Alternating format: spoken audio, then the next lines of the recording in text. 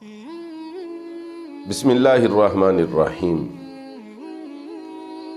جن نوجوان لڑکوں اور لڑکیوں نے اسلام آباد کی شاہراہوں کے اوپر یہ نعرہ لگایا ہے کہ میرا جسم میری مرضی، ہم ان کو ایک مشورہ دینا چاہتے ہیں، اور اگر وہ ہمارے مشورے کے اوپر عمل کریں اور ہمارے بتائے ہوئے طریقے کے اوپر چل پڑیں تو صرف ان کے جسم کے اوپر ان کی مرضی نہیں ہوگی بلکہ پورے جہان کے اندر ان کی مرضی چلے گی۔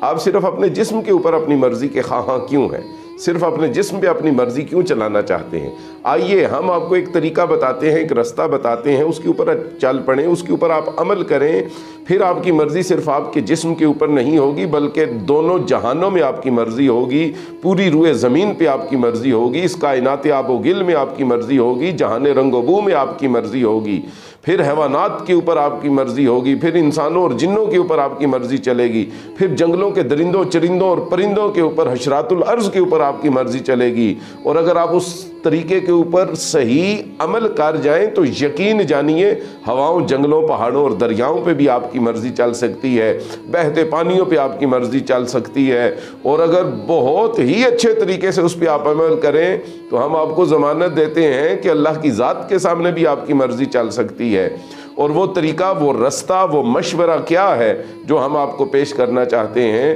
اس طریقے کو، اس مشورے کو، اس رستے کو علامہ محمد اقبال نے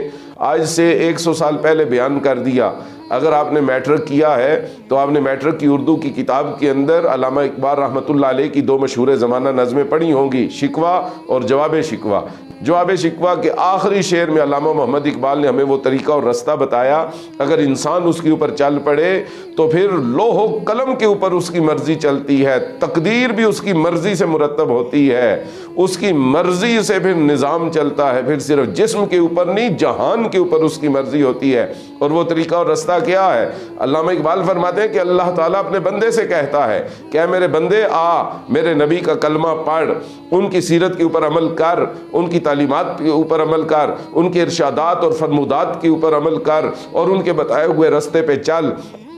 میرے نبی کے ساتھ وفا کر، ان کی عزت کا پیرودار بن جا، ان کی ناموس کا چوکیدار بن جا، اور اے میرے بندے سب سے بڑھ کے میرے محبوب محمد عربی صلی اللہ علیہ وآلہ وسلم سے وفا کر، تو پھر پورے جہان پہ تیری مرضی ہوگی۔ اور علامہ اقبال فرماتے ہیں کی محمد سے وفا تو نے، یہ اللہ بندے سے کہتا ہے، کی محمد سے وفا تو نے تو ہم تیرے ہیں، یہ جہاں چیز ہے کیا لوح و قلم تیرے ہیں۔ اور سلیس اردو میں کسی نے اس شعر کا معنی بیان کیا ہے، ہر نفس عشق محمد کا پیامی کر لو، زندگی مٹ کے محبت میں دوامی کر لو، اور بادشاہی دونوں جہاں کی اگر ہے درکار، دوستو آؤ محمد کی غلامی کر لو۔